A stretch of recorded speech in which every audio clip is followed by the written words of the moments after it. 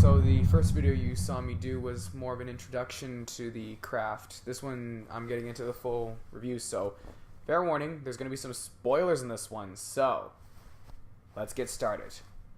Sarah moved to Los Angeles, and like I said earlier, she's trying to find a way to fit in with the other Catholic people in her school. As she first arrives, she meets the trio, Rochelle, Bonnie, and Nancy. Nancy's the leader. Each and every one of these characters has a troubled past. Sarah at one point attempted suicide.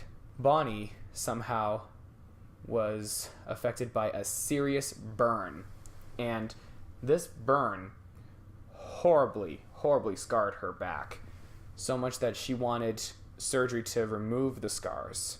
As for Rochelle, I feel sorry for Rochelle because she's being not bullied. She's extremely bullied. Saying that she's bullied is just saying nothing.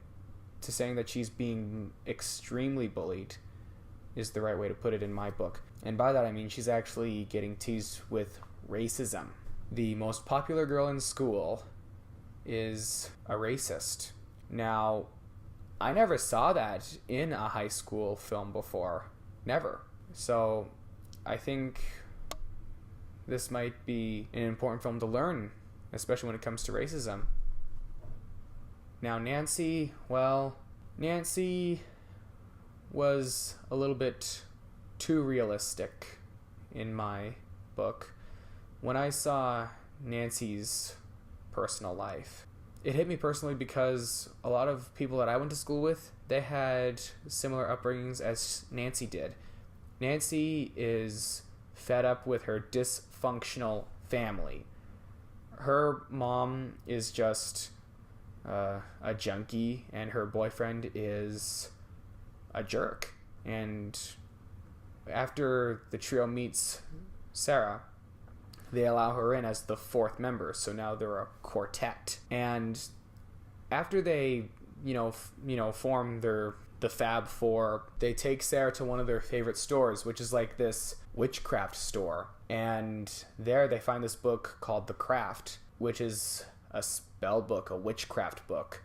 Oh, and also, the trio, one thing I should have said earlier, the trio worships someone called Mammon, or Mammon.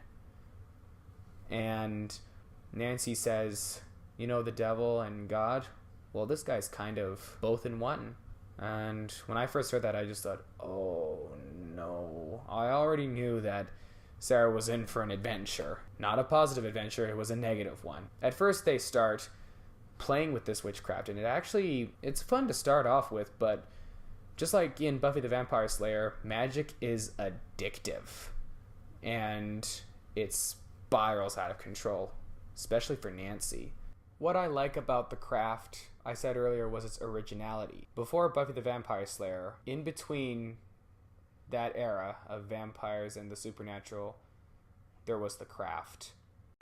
Another high school film, but this time it was the supernatural, say the witchcraft, but not vampires. This film introduced us to the world of magic, but how out of control people can go as soon as they get their magic powers. And this film just shows exactly how far someone will go once they get that magic.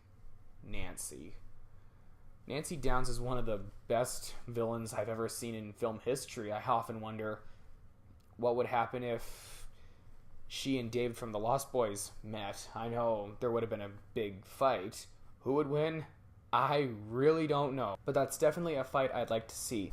The next part I'd like to add in will be in the following video. Soundtrack. What would have been a better fit for The Craft? What artists they could have used? Don't get me wrong, the soundtrack that they used for this film was great, but it wasn't as cool and hip like the 80s soundtrack as The Lost Boys. I'm sorry, I keep going back and forth to The Lost Boys and comparing this film, which one's the best, which one's better, I'm sorry if I do that too much. In fact, I have. But you know what? This film's just like the sister of The Lost Boys.